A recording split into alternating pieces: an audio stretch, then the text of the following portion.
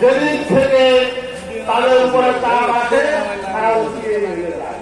এটা তো গতকালকে আমাদের একটি বৈঠক ছিল, তিনি বলেছেন আপনারা যখন একসাথে বসি রাজনৈতিক দলগুলো আরো শক্তি পাই, আমরা পাশে না থাকলে মাঝে মধ্যে একাকিত্ব অনুভব করি, আমি একা হয়ে যাই।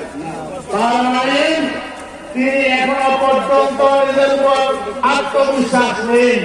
আমরা পরিষ্কার বলতে চাই, আপনি জুলাই বিপ্লবের পরে ঐক্যবদ্ধভাবে জনগণ আপনাকে গ্রহণ করেছিল, আপনাদেরকে বসিয়েছে। আপনারা যদি নীতি আদর্শের আলোকে জুলাই বিপ্লবের চেতনা ধারণ করে আপনার কঠোরভাবে রাষ্ট্র পরিচালনা করেন, তাহলে তাদের আপনাদের সঙ্গে আছে, আপনাদের ভয়ের কোন কারণ নাই।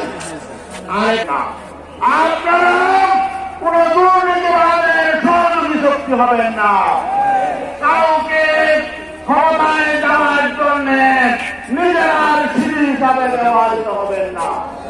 সর্বশেষ আমি আমাদের এই যুব আন্দোলনের যুব নেতা